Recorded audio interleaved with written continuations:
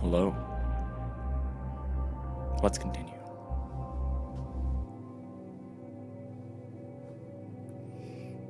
In the Pampas, the sunline overhead was brighter. The blue of the ceiling a lighter pastel, the air full of birds. The land was flatter and set lower in its cylinder, farther away from its sunline, which meant it was a narrower parcel. Its greens were dustier but more widespread. Everything here was green. From the slight rise of the lock door, she could see up the whole length of the biome, to the dark circle of the lock door leading to the prairie. There on the rumpled plain of the Pampas were roving herds, clouds of dust over each in the angled morning light. Cattle, elk, horses, deer. Like all the biomes, this one was a combination of wilderness, zoo, and farm. The two villages here, as in most of the biomes, were placed near the midline of the cylinder, not far from the locks at each end.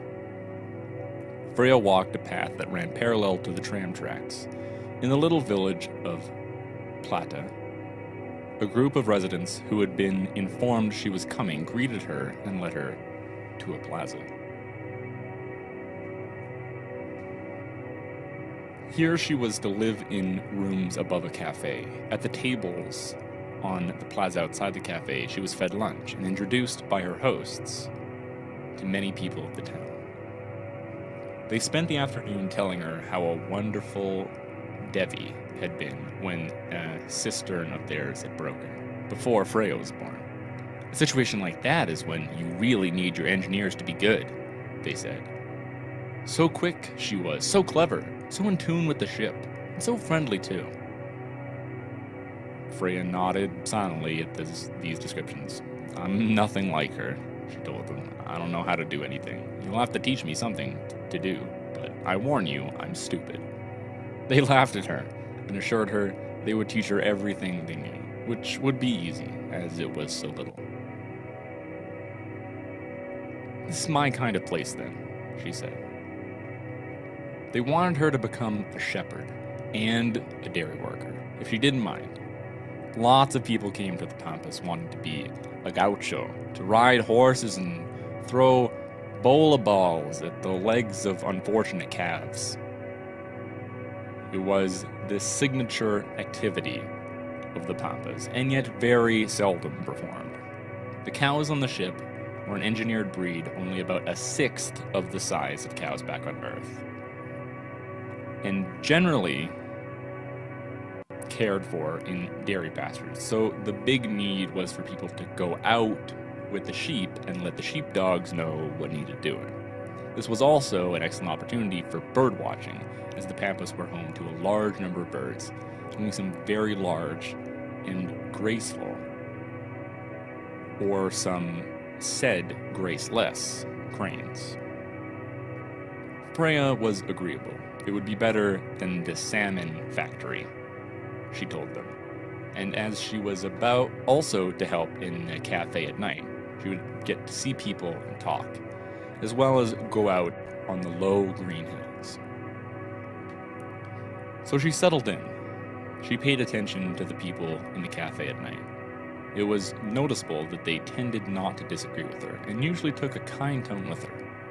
They talked around her pretty often, but when she said something, the silences that followed were a bit longer than would be typical in a conversation.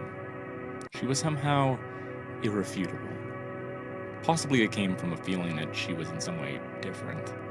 Possibly it was a form of respect for her mother. Possibly it was a result of her being taller than anyone else. A big young woman, said by many to be attractive. People looked at her. Eventually, Freya herself noticed this. Soon afterwards, she began a project that occupied much of her free time. At the end of the evening's work in the cafe, she sat down with people and asked them questions. She would start by declaring it was a formal thing, I'm doing a research project during my wander. It's for the Sociology Institute in the Fetch. This institute, she would sometimes admit, was her name for Badim and Aram and Delwyn. Typically, she asked people two things: what they wanted to do when they got to Tau Ceti, and what they didn't like about life in the ship. What bothered them the most. What you don't like, what you hope for. People often talk about these things, and so they did. And Freya tapped at her wristpad that was recording part of what they said, taking notes and asking more questions. One of the things she found people didn't like surprised her because she had never thought about it much herself. They didn't like being told whether or not they could have children, and when, and how many. All of them had birth control devices implanted in them before puberty, and would remain sterile until they were approved for childbearing by the ship's population council. This council is one of the main organizations that the biome councils contributed to adding members to the committee. This process, Freya came to understand, was a source for a great deal of discord over the years of the voyage, including most of its actual violence, meaning mostly assaults, but also some murders. Many people would not serve on any council because of this one function that councils had.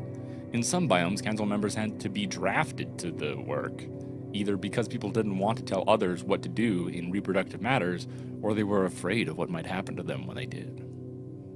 Many a biome had tried in the past to shift responsibility for this function over to an algorithm of the ship's AI, but this had never been successful. What I hope for when we reach Tau Ceti, one handsome young man said with drunken earnestness to Freya, is that we'll get out of this fascist state we live in now. Fascist? We're not free! We're told what to do! I thought that was totalitarian, like a dictatorship, you know? Same thing. Control, council control over personal lives. That's what it means in the end. No matter what words you use, they tell us what we have to learn, what we can do, where we can live, who we can be with, when we can have kids. I know. Well, that's what I'm hoping we'll get out of. Not just out of the ship, but out of the system. I'm recording this, Freya said, and taking notes, tapping on her pad. You aren't the first to say this. Of course not. It's obvious stuff. This place is a prison. Seems a little nicer than that. It can be nice and still be a prison. I guess that's right. Every night, she sat with different people who came into the cafe and asked her questions.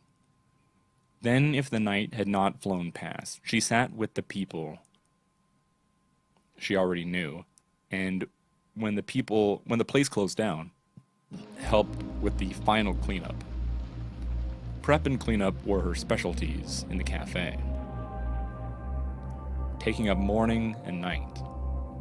By day, she went with a herd of sheep, or sometimes the little cows, out to a pasture west of town. Soon she claimed to know almost everyone in that biome, although she was wrong about this, committing a common human cognitive error called ease of representation. In fact, some people avoided her as if they did not approve of wanderers generally, or her personally.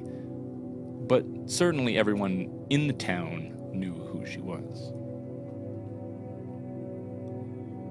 She was, by this point, the tallest person in the ship, 2 meters and 2 centimeters tall. A strong young woman, black-haired, good-looking, quick on her feet, and graceful for her size. She had Badim's smoothness of her speech, Devi's quickness. Men and boys stared at her. Women cosseted her. Girls clung to her.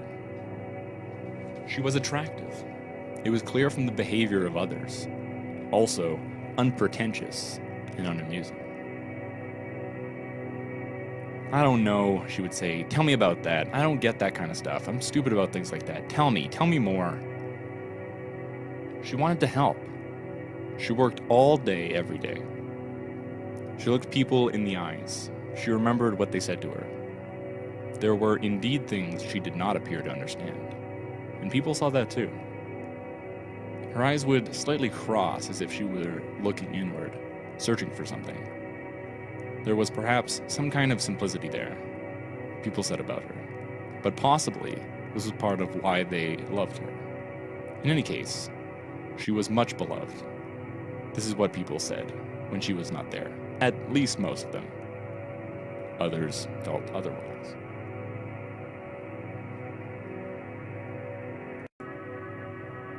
One day, when she was out on the pampas, just her and 2 sheepdogs and a herd of sheep, Ewan appeared before her, emerging from the tall bunch grasses down by the marshy river that ran sluggishly through the biome.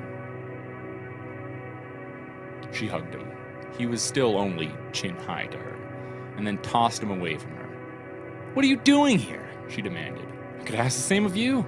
His smile was almost a smirk, but perhaps too cheerful to be a smirk. "I was passing by, and I thought you might like to see some parts of the ship that your wander won't show you." "What do you mean?" "We can get into Spoke 2 from the west lock," he explained. "If you come with me and we go up to it, I can show you all kinds of interesting places. I've gotten past the locks in the inner ring. I could even take you down Spoke 3 into Sonora so you could skip the prairie. That would be a blessing. And I can get you out from under the eyes a little. I like these people. And we're always chipped," Freya said. "So I don't know why you keep saying you can get away."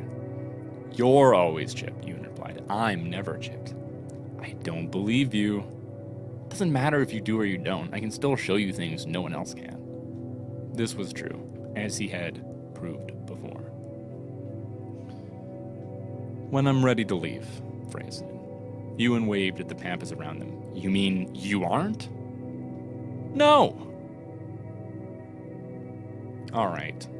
I'll come back in a while. You'll be ready by then, I bet." Actually, Freya loved Plata and its people, gathering in the plazas every dusk to eat out in the open air and then stay there into the night.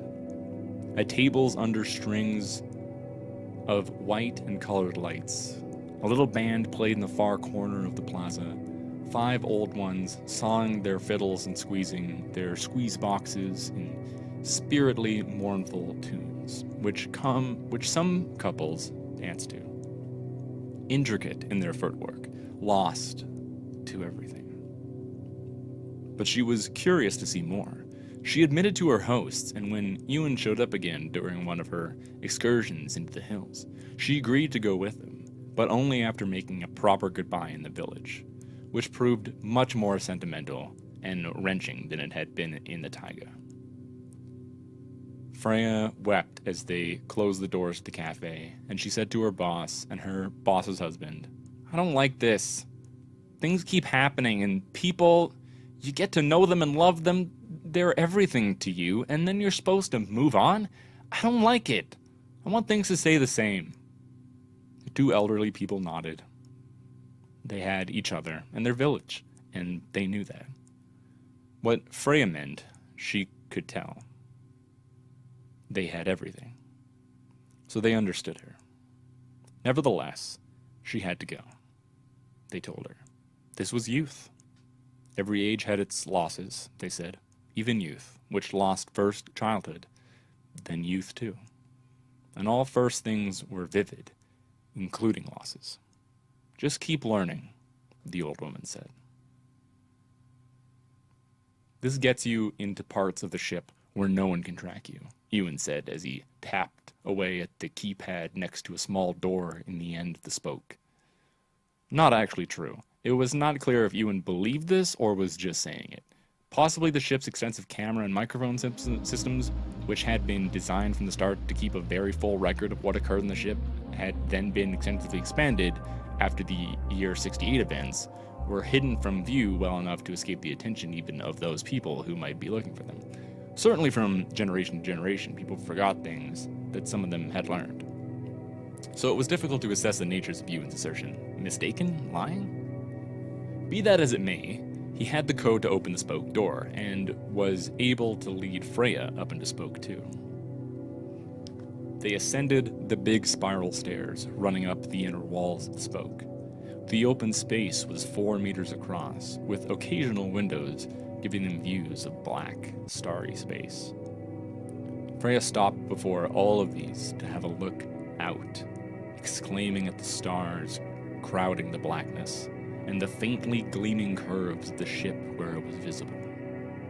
It made for a slow ascent, but Ewan did not rush her.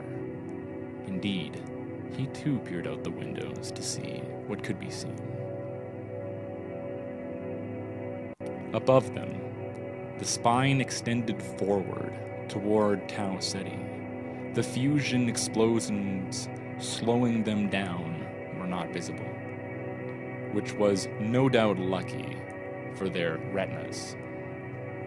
They came to another locked door above them, like the one by which they had entered the spoke, and again, Ewan had the code. Now this is interesting, he said to Freya, as the door unlocked and he pushed it up like a trapdoor. And they ascended into a small cubicle room. This is where the inner ring intersects this spoke, before you get to the spine proper. The inner ring was mostly used for storing fuel, it looks like, so the chambers have emptied as we slowed down, and there are more routes opening up for us than there were when we used to come up here. So we've been exploring the inner rings, and we found ways to get into the struts connecting the inner rings directly to each other. They don't have recording devices in them. Again, this was wrong. And you can get to the other inner ring without going all the way up to the spine. That could be useful. The spine itself is really locked down. This was true, in ways we can't figure out. So it's good to have the inner rings and the struts connecting them. You have to know where the crawl spaces and utilidors go, and which rooms and containers are empty. But we keep checking. In fact, that's what we're doing now. He led her off through the little door into the inner ring, which did not have a hallway proper, but was rather a sequence of rooms, some empty, some stuffed full of metal containers such that there was barely a crawl space left to get through to the next door. Each door was locked. Each time Ewan had the code. The inner ring was small enough that Freya remarked they were going in a circle. No, a hexagon, Ewan said. There are 6 spokes, so the inner ring is a hexagon. The outer ones are a dodecahedron, but it's less obvious because of the locks. It's like a running maze, Freya said. It is. They agreed that the mazes set up in Long Pond had been among their favorite games when they were children. They tried to establish why they had not met before they had. Each biome supported on average 305 people, and Nova Scotia was near the average. Most people felt that they knew everyone who lived in their biome. This wasn't entirely the case, as they were now learning. So often this tendency or habit had repeated itself through the years. Every face in a biome might be recognized by an individual resident, but only about 50 people were known. This was the human norm, at least as established in the ship over the 7 generations of the voyage. Some sources said it had been the norm on the savannah, and in all cultures ever since. They came to an empty room with 4 doors, one in each wall. This, Ewan said, was the connector to spoke 3, and their way back down to ring B, where they would come out in Sonora. Can you remember numbers? Ewan asked her as he punched out the code for this door. No, Freya exclaimed. You should know that. I only suspected, he cackled. Okay, you'll have to remember the idea. In this ring, we programmed it so that it's a sequence of prime numbers, but you skip up through them by primes, so the 2nd prime, 3rd prime, 5th prime, and so on until you've done 7 of them. Remember that, and you can figure it out. Or someone can, Freya said. Ewan laughed. He turned to her and kissed her, and she kissed back, and they kissed for a long time, then took their clothes off and lay on them, and mated. They were both infertile. They both knew that. They squeaked and cooed. They laughed. Afterward, Ewan led her down the long corridor of Spoke 3, back out into Sonora. They held hands, and stopped at every window along the way to look out at the views, laughing at the ship, laughing at the night. The city and the stars, Ewan proclaimed. In Sonora, Freya heard about how Devi had re-engineered their salt extraction system, which had allowed them to strip the excess salts out of their fields. Everyone in Sonora wanted to meet Freya because of Devi's interventions. And as the weeks and months there passed, she felt she had not only met but become close to every single person in the main town, Modena. She had not, but again, 98 people out of a group of 300 often gets referred to as everyone. This is probably the result of a combination of cognitive errors, especially the ones called ease of preparation, probability blindness, overconfidence, and anchoring. Even those aware of the existence of these genetically inherited cognitive errors cannot seem to avoid making them. By day, Freya worked in a laboratory that bred and grew mice for use in the medical research facility next door. There were some 30,000 white or hairless mice living out their lives in this lab, and Freya became very fond of them. Their bright black or pink eyes, their twitchy relations with each other, and even with her. She said she recognized them individually and knew what they were thinking. Many in the lab said similar things. This was quite an example of probability blindness combined with ease of representation. Again, she spent many evenings asking her questions about people's hopes and fears. It was much in the same in Sonora as it had been in the Pampas. As in Plata, she worked the last cleanup in the dining hall, which she explained was one of the best ways to meet lots of people. Again, she made friends, was warmly received, but now, perhaps as a result of her early experiences, she seemed more reserved. She avoided throwing herself into the lives of these people, as if she were going to become family and stay there forever. She told Badim that she had learned that when the time came to move on, it would hurt more if she had been thinking she was there forever, and hurt not just her, but the people she had come to know. On the screen, Badim nodded as she said this. He suggested she could keep a balance by in effect doing both. He said the kind of hurt she was talking about was not a bad hurt, and should not be avoided. You get what you give, and not only that, the giving is already the getting, so don't hold back. Don't look back or forward too much. Just be there where you are now. You're always only in the day you're in.